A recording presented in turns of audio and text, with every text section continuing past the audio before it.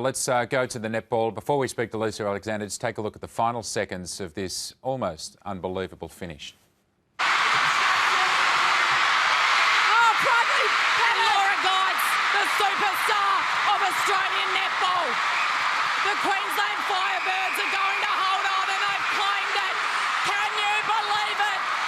Pure euphoria at the Brisbane Entertainment Centre. It's highway robbery. They've stolen it.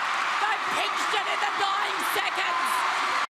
Lisa Alexander is the coach of the Australian team about to take on the world in the World Cup. Lisa, you were in that crowd yesterday. Could you believe that finish? No, I couldn't. I also was charged with the position of judging the MVP for the game, not the game, but the whole final series. So I had a big job to do any case, and then you had to keep your head while everyone was losing theirs. Absolutely, it was an amazing experience, and the excitement in the crowd was just immense. The Queensland crowd were amazing.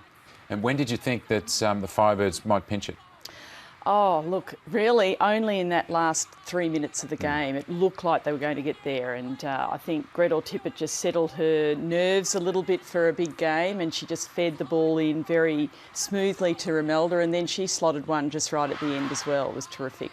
There's Shani Layton, who played a terrific game. Just got it back inboard, and those were the last few moments. What do you think was at play with the Swifts? It's hard for them, but did they throw it away by those couple of key mistakes? Oh, was composure at play? Yes, it certainly was in those dying minutes. You can't deny that. But at the end of the day, they were so brave. It was a very, very tragic loss for them in that game, because they really had been the best team throughout the whole match. And there's a couple of the moments there where the ball just went out of bounds, and shows you how tight it is.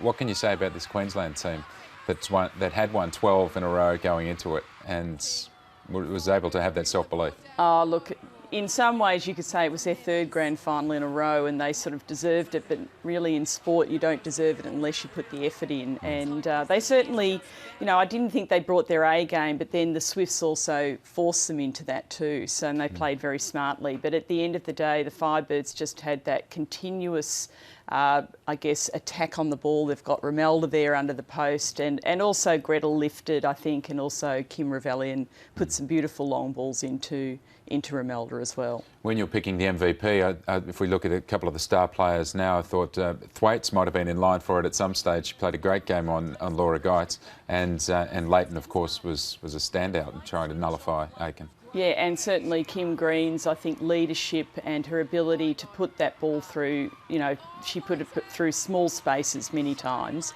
to Susan Pettit and to Caitlin Thwaites, and made them look extremely good. But I thought, in the first quarter, Julie Corletto was amazing, actually.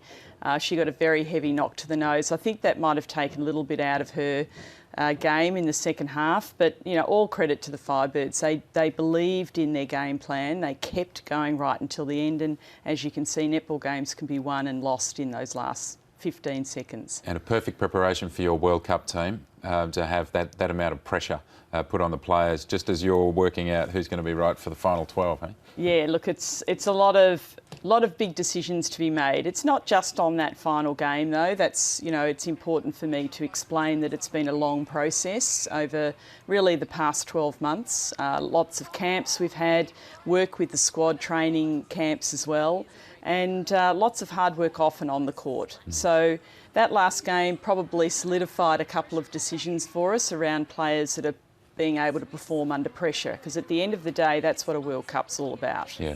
So you go from 22 now to 12. You'll announce that on Wednesday, and then you start looking forward to the World Cup. Australia's doing well in World Cups this year. I know you love all the other national teams, the Matildas this morning as well. Oh, look, I was just so happy when I woke up this morning to see they'd won, and I sent a message on behalf of the Diamonds last night through the Twitter sphere, and it's an amazing achievement. It's a world game. It truly is a world game, and they're doing a magnificent job. Well, thanks again for your time, and as always, good luck with the selection. It's going to be a tough week for you, but and then good luck for the World Cup after that. We'll speak again. Thank you.